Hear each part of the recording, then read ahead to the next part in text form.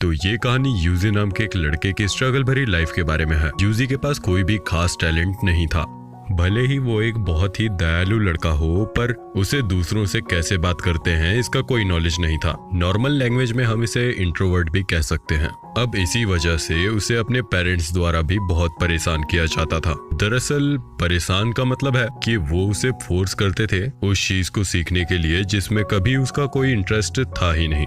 वो चाहते थे कि 16 की एज तक यूजी एक परफेक्ट सोल्जर बन जाए, लेकिन दूसरी तरफ वो ये भी जानते थे कि वो ऐसा नहीं कर सकता क्योंकि वो उसकी बहन काजुकी से बिल्कुल उल्टा है। दरअसल काजुकी उसकी बड़ी बहन है, साथ ही वो एक जीनियस है, इसीलिए यूजी उसे अवॉइड करना ही पसंद करता है। लेकिन दूसरी तरफ काजुकी उसके छोटे भाई यूजी का पूरा ध्यान रखती थी। वो हमेशा उसके साथ टाइम स्पेंड करना पसंद करती थी। वो दोनों साथ में कई खेल खेलते थे। साथ ही काजुकी यूजी को पेंटिंग बनाने के लिए भी मोटिवेट करती थी, लेकिन फिर भी यूजी की पेंटिंग कभी भी काजुकी जितनी अच्छी नहीं थी। पर फिर भी काजुकी यूजी को समझाती है कि आगे चलकर तुम्हारी भी सब जरूर तारीफ करेंगे। लेकिन उसी रात उनके फादर उन पेंटिंग को देखकर बहुत अपसेट हो जाते हैं और काजुकी से यूजी की सारी पेंटिंग फटवा देते हैं, क्योंकि उन्हें लगता था कि ये पेंटिंग अगर किसी ने देख ली तो उनकी फैमिली की बहुत बेइज्जती होगी। अब एक दिन वो एक आदमी से मिलते हैं जिनका नाम कीराहारा था।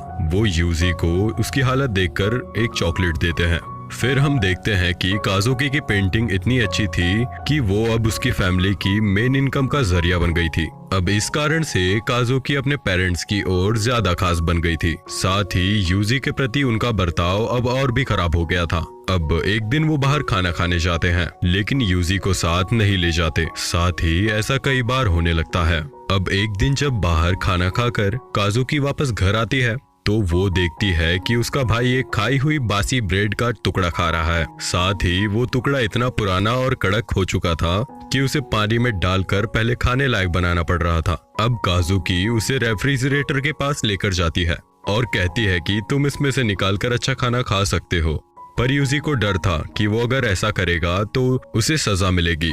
अब अपने भाई की ऐसी हालत देखकर काजुकी को बहुत बुरा लगता है। साथ ही उसके साथ हुए ऐसे बर्ताव के लिए वो माफी मांगती है, लेकिन अभी भी इसका कोई फायदा नहीं हुआ, बल्कि इससे उसकी प्रॉब्लम और बढ़ जाती है। अब उसके फादर उससे और ज्यादा नफरत करने लगे थे। साथ ही उसकी मदर भी उस पर बिल्कुल ध्यान नहीं देती थी।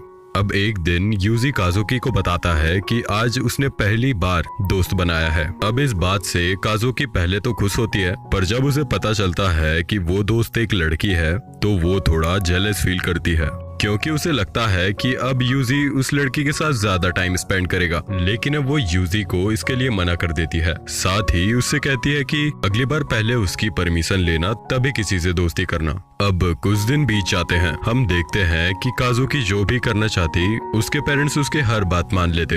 इस चीज के कारण यूजी अपनी बहन को बिल्कुल गार्ड की तरह मानता था, क्योंकि उसकी हर इच्छा कहते ही पूरी हो जाती थी। लेकिन अब एक दिन काजुकी बाहर किसी काम से गई थी। तभी कुछ घंटे बाद यूजी और उसके पेरेंट्स को यह खबर मिलती है कि शहर के किसी कार एक्सीडेंट में उसकी बेटी मारी गई। अब काजुकी के जाने के बाद उनकी फैमिली पर कई तरह की प्रॉब्लम्स आना स्टार्ट हो जाती हैं। साथ ही यूजी के डैड अब शराब भी पीने लगे थे और नशे के चलते वो यूजी और उसकी मदर को परेशान करने लगे थे और उन पर हाथ भी उठाने लगे थे।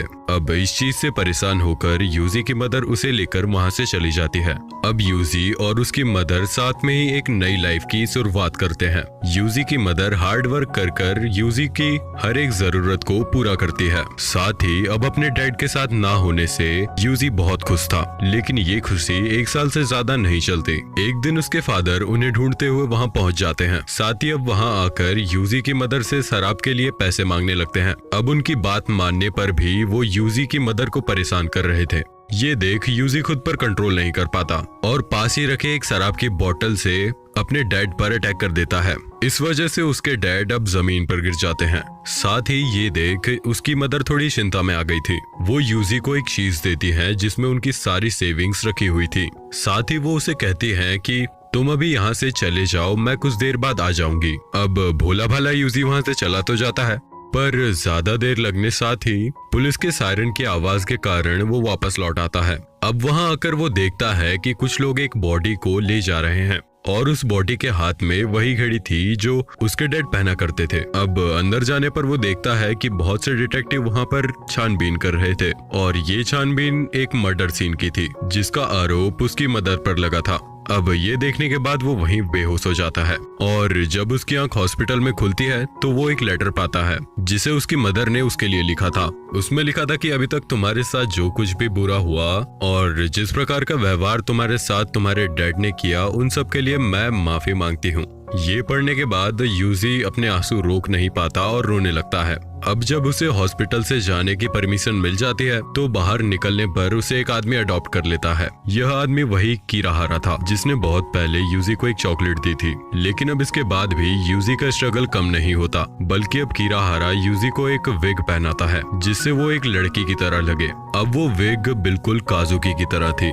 पर अब एक दिन एक आदमी उसे गलत तरह से छूने की कोशिश करता है, लेकिन यूजी उस आदमी को ही जान से मार देता है। अब जब ये बात कीराहारा को पता चलती है तो वो यूजी से बहुत इम्प्रेस होता है। साथ ही अब वो यूजी की काबिलियत को समझते हुए उसे अपने ट्रेनिंग कैंप पर ले जाता है। वो यूजी को अपना टूल बनाना चाहता है। साथ ही यूजी भी उसके लिए तैयार था, क्योंकि यूजी का मानना था कि कीराहारा ने उसे अडॉप्ट कर उस पर जो एहसान किया है उसका बदला वो इसी चीज से चुका सकता है। तो अब ट्रेनिंग कैंप के अंदर उसकी कई तरह की एबिलिटीज बाहर निखर कर आती है। अब इस वजह से वहाँ रहने वाले बाकी स्टूडेंट उसे पसंद नहीं करते और उसे बुली करना चालू कर देते हैं। लेकिन अब उन सब में एक लड़की भी थी जिसका नाम मर्लिन था। वो लड़की यूजी के घाव पर दवाई लगाती है, साथ ही उसे खाने के लिए अपना खाना भी देती है। अब इन सब चीजों से यूजी को ये यकीन हो गया था कि शायद ये वर्ल्ड इतना भी बुरा नहीं है जितना इसे देखा जाता है। अब इस सब के बाद वो टाइम आ जाता है जब उनका फाइनल टेस्ट होना था। इसमें उन्हें अपने सामने वाले ओपोनेंट को या तो खत्म करना था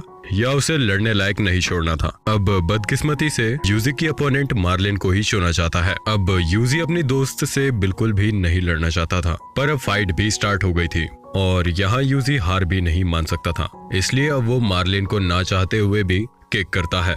उस किक की वजह से मार्लिन दर्द के साथ जोर से चिल्लाती है, जिसको सुनकर अब यूजी के सामने उसकी मदर आने लगती है। साथ ही वो ऐसा महसूस कर रहा था कि वो पूरी तरह अपने डैड के जैसा बनते जा रहा है। अब ये बात मन में आते ही यूजी अपना होश खो देता है। अब इसी चीज का फायदा उठाते हुए मार्लिन उस पर अटैक कर देती है, जिससे वो जमीन पर गिर जाता है। साथ ही अब मार्लिन उसे हंसते हुए पंच मारने लगती है और लास्ट में एक किक मारकर इस लड़ाई को एंड करती है। अब लड़ाई के लिए वो यूजी से इस सब के लिए माफी मांगती है। साथ ही वो रो भी रही थी, पर यूजी को उसकी बातें उसकी मदर की बातों की तरह लगती है।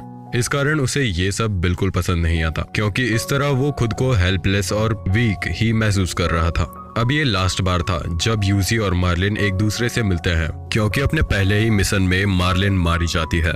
अब इसके बाद यूजी को पूरे 2 महीने बाद एक एक्चुअल मिशन मिलता है, जिसमें उसे कुछ लोगों को छिपकर मारना था। ये चीज उसे बहुत ही सिंपल लग रही थी। साथ ही उसने कई मिशन आराम से पूरे कर दिए थे। पर अब CIRS नाम के एक ऑर्गेनाइजर इन सभी केसेस की छानबीन शुरू कर देती है। पर उसे सिर्फ इतना ही पता चल रहा था कि इसके पीछे किसी मिस्टीरियस लड़के का हाथ है। पर अब एक दिन इस मिस्ट्री का अंत होता है जब एक घर में इन्वेस्टिगेशन करते हुए यूजी CIRS को मिल जाता है। अब एक लड़की जिसका नाम साको था वो यूजी को अपने साथ लेकर आती है, क्योंकि तब ऐसी सिचुएशन बनी थी जिससे ये साबित होता है कि यूजी एक विक्टिम है, ना कि एक कल्प्रिट। तो अब हम इसके आगे की स्टोरी आपको अगले वीडियो में बताएंगे।